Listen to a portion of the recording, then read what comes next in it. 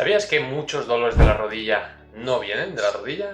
Porque cuando hablamos de dolores de rodilla nos estamos refiriendo a dolores concretamente en esta parte de aquí, en la rodilla. Y quitando dolores que tengamos a raíz de un golpe, una caída o un tirón en un momento dado, que somos conscientes, todos esos dolores que son por razones que desconocemos, dolores progresivos que muchas veces tenemos o acudimos a un profesional, hay que tener muy en cuenta que la rodilla va a estar entre el pie, muy importante la pisada, y luego entre la cadera y el suelo pélvico.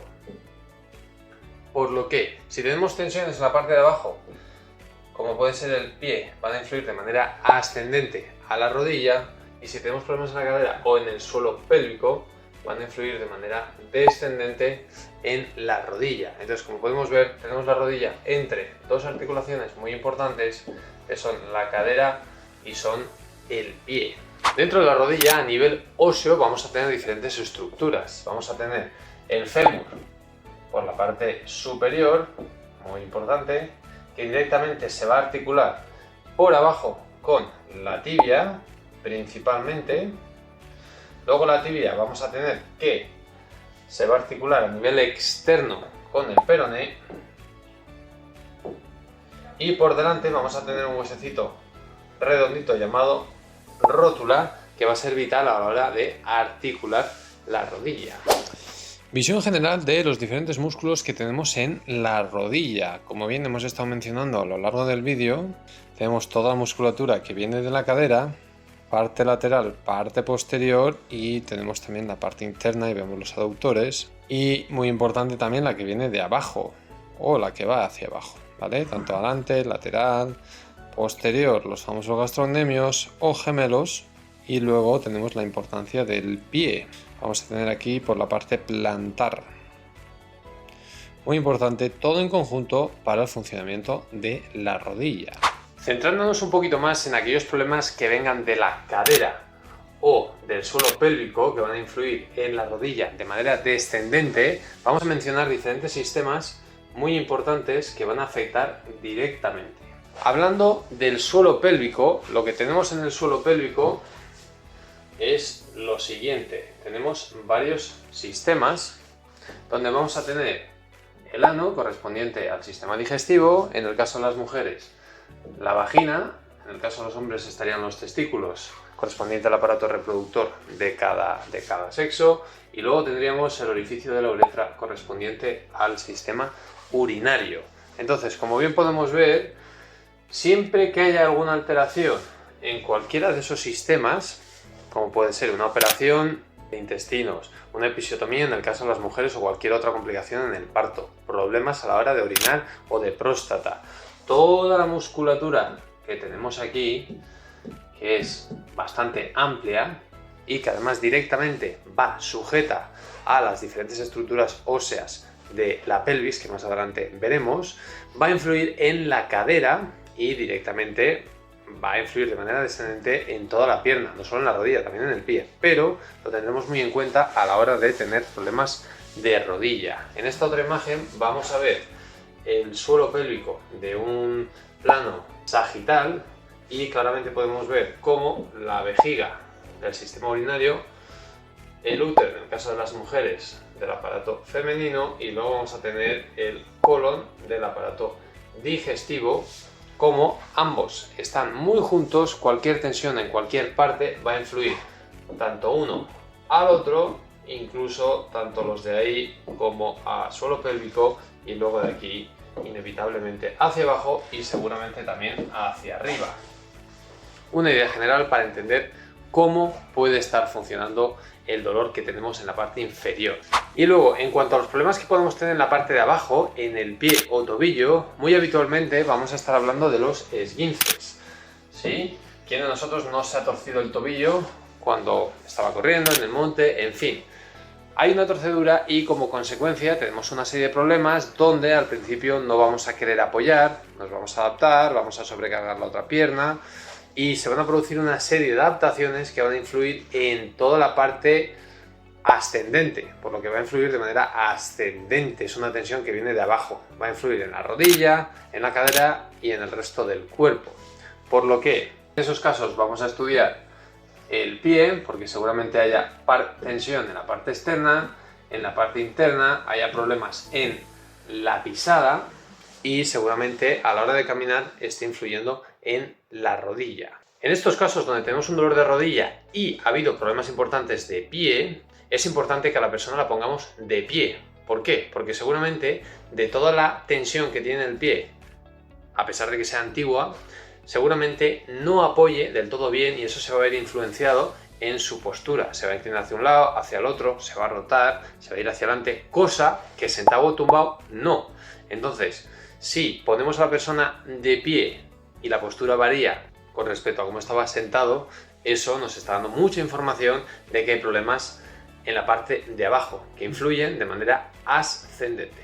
Y muchas veces cuando tenemos un dolor de rodilla, ya puede ser en la parte anterior, como puede ser en la rótula, o puede ser en la parte posterior, o incluso en la parte lateral, puede que en las diferentes pruebas que hagamos, como pueden ser pruebas de rayos X o pruebas de resonancia magnética, no se vea nada, porque a nivel estructural, como puede ser a nivel óseo, a nivel de tejido blando, la rodilla esté bien, pero por alguna razón no se está moviendo bien. Entonces estamos hablando de una dolencia donde la función está alterada y la estructura no está alterada. ¿Eso quiere decir que no tienes nada? No, eso quiere decir que hay un problema, pero que todavía, digamos, no se ha materializado.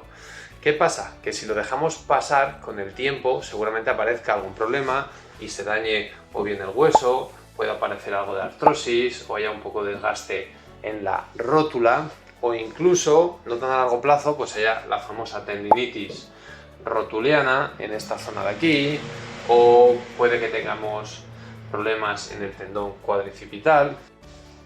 En fin, una serie de diagnósticos que van a poder aparecer, y lo mismo en una resonancia magnética, donde a largo plazo pueden aparecer pues diferentes quistes, ¿sí? Pueden aparecer osteocitos, pero lo que nos interesa es tener esta idea. Llegados a este punto donde tenemos un dolor de rodilla, según las pruebas de diagnóstico, tanto rayos X, resonancia, ecografías, la rodilla está bien, no hay nada estructural que esté dañado, no hay huesos rotos, ni meniscos, ni ligamentos, ni inflamación, ni signos de artrosis. Entonces parece que es una lesión más funcional, hay dolor en la función, hay dolor cuando la persona hace un gesto en concreto y además hemos tratado la rodilla a nivel local, ha mejorado un día, dos, unos días, pero luego vuelve a estar igual, ya nos está diciendo que el problema no está en la rodilla, el problema seguramente venga de otra parte. ¿Qué tenemos en la parte de arriba? Concretamente en la pelvis. Como bien hemos dicho, tenemos el sistema digestivo, vamos a tener el sistema urinario, muy importante, y vamos a tener también el sistema sanguíneo.